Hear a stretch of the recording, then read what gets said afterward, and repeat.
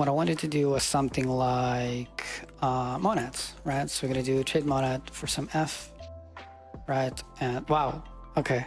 Jesus Christ, check this out, guys. Check this out. Holy.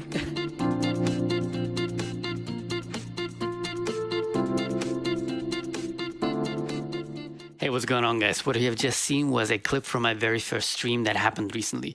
During the stream, we took the GitHub Copilot for a spin and it was a lot of fun. After the stream, I took a closer look, and this video is sort of like an overview or even a review of it. Specifically, I really wanted to know how well it works for Scala. Also, I'm really sorry to interrupt the Zio series. It is not done yet, but I really wanted to release this video as soon as possible. Even my patrons will see it only a day or two before it becomes public. Now, Copilot is still in a closed technical preview, so if you're curious, just go to copilot.github.com and sign up. I got accepted after just a couple of days, and I don't believe that you need any form of status to be accepted. Just sign up with your GitHub account and you're good to go. Once accepted, you get a link to a secret VS Code extension. As of right now, the Copilot only works inside of VS Code, and if you use WSL, you have the option to install it in some WSL instances, but not in others. And even if you have it installed, you still have the option to disable it by clicking on the icon in the status bar. Once enabled, you need to perform a quick OS2 dance with the GitHub service. It pops up automatically. The extension has a couple of settings, but nothing major. Essentially, it's how many suggestions do you want to see at the same time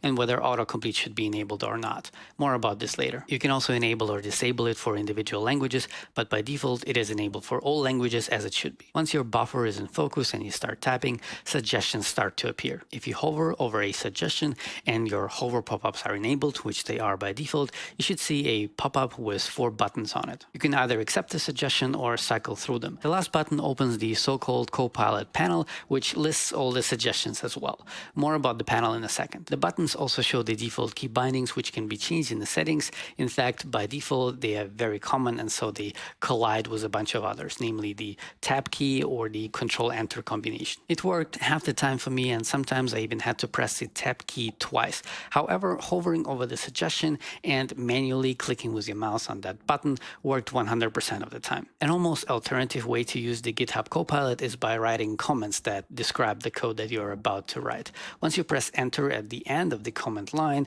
and thus open a new line, another suggestion will appear. You can use whichever way works for you or both of them at the same time. Also, whichever you choose, you can also always open this so-called GitHub Copilot panel that I mentioned just a second ago by pressing Control-Enter, which again is a very common key combination, namely the one that opens a new line independently from where the cursor is in your current line. The panel shows up to 10 suggestions, and you can accept one of them by pressing on the lens. There is also a key combination.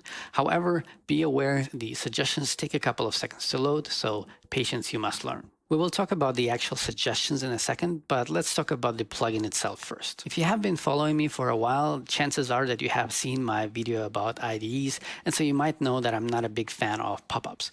And so I'm glad to report that the GitHub Copilot allows me to disable all the pop-ups entirely, and so whenever I want to see any suggestions, I just press Control-Enter or another key binding, and that will open the Copilot panel, and I see all the suggestions. I can accept the one that I like. By the way, guys, please don't forget to hit the like button. It helps me to find more awesome people like yourself. Now, once I accept a suggestion, it gets pasted into my buffer.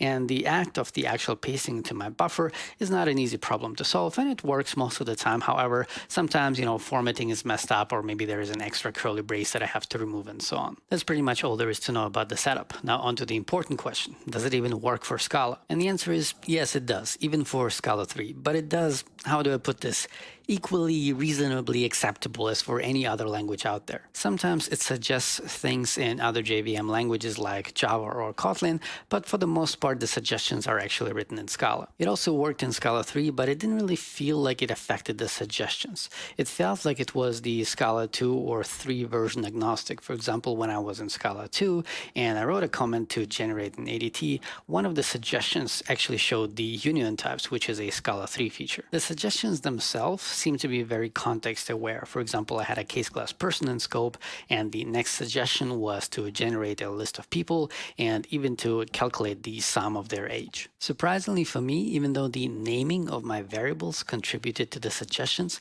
sometimes it actually managed to generate something useful, even though the names that I used were completely bogus, something like A, B, C, D. The data comes mostly from Stack Overflow or GitHub. However, I didn't manage to get an exact match to a Stack Overflow question or answer. For instance, I have a 10-year-old answer on Stack Overflow about catching multiple exceptions at once in Scala. However, I couldn't get it to show up in my suggestions. In general, whenever I was just playing around and sort of like torturing, properly testing the Copilot, I wasn't too happy with the results. However, once I acted like I was doing something actually useful, I was pleasantly surprised about a couple of suggestions. For instance, I wanted it to generate a simple chessboard in Scala, which is simply a list of tuples with the character on the left and the integer on the right. I wanted it to do it from a comment, but it didn't really manage to do it. However, once I started writing the for comprehension myself, it kept suggesting lines, and so for a moment there, I actually felt like I was pair programming with somebody. In any case, my overall impression is that it is very promising, and honestly, even now it is very useful,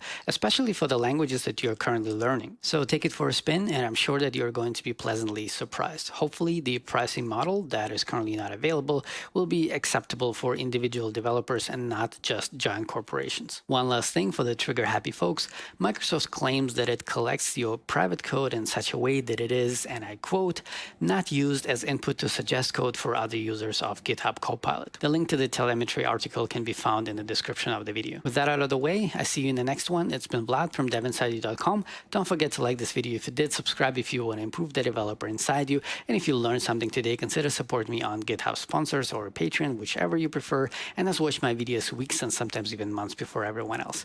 And most importantly, take care.